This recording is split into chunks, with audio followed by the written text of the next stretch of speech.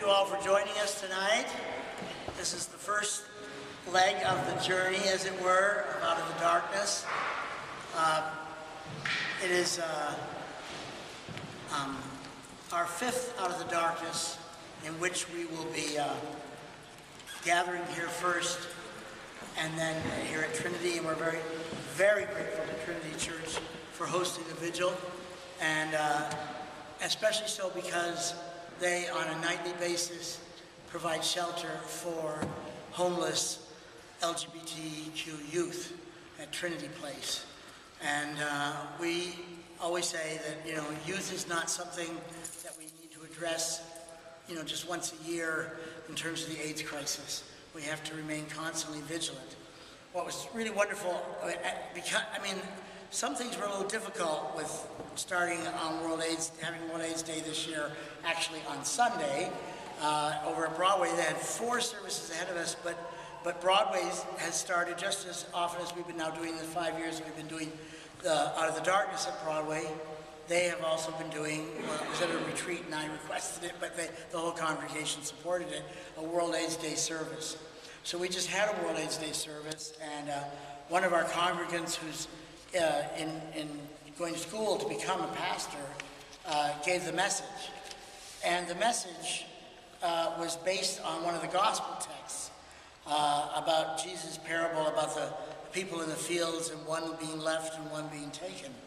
And so the name of his message was like, keep awake, be always ready, and in his message he talked about his sister who had heard about AIDS, sitting he and his first boyfriend down out in Detroit, Michigan, and warning them about it, and that without judgment, without lecturing, she just warned them.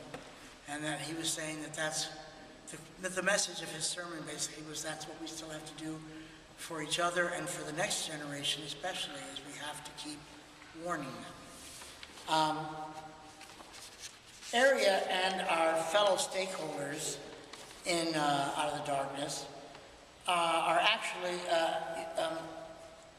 are fully aware that this is actually not the 25th World AIDS Day. It's the 26th World AIDS Day, but there are some battles that are not worth fighting. So we went along with the rest of the established AIDS organizations who were promoting this as the 25th World AIDS Day. A battle in the ongoing war against AIDS that is worth fighting is the fight for a cure. And I'm going to be talking about that in a minute, but I want to introduce our host here, the pastor of Trinity Lutheran Church, Heidi Newmeyer. Thank you.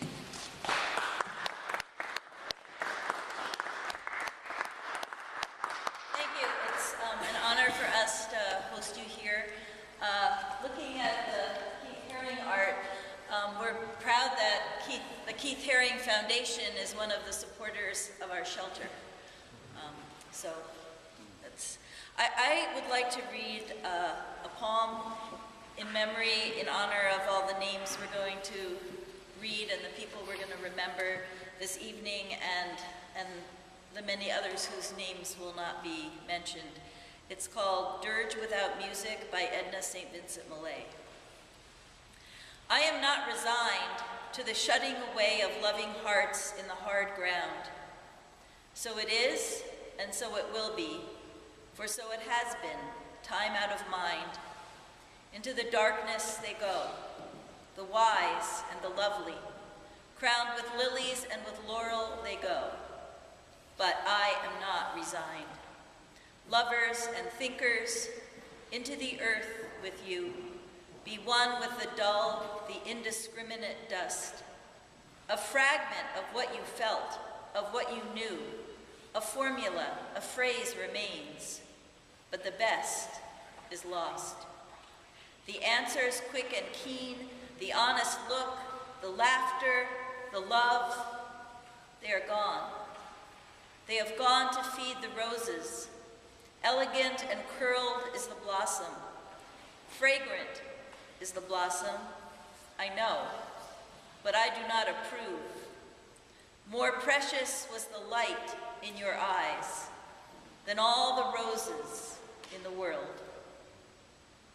Down, down, down into the darkness of the grave, gently they go, the beautiful, the tender, the kind.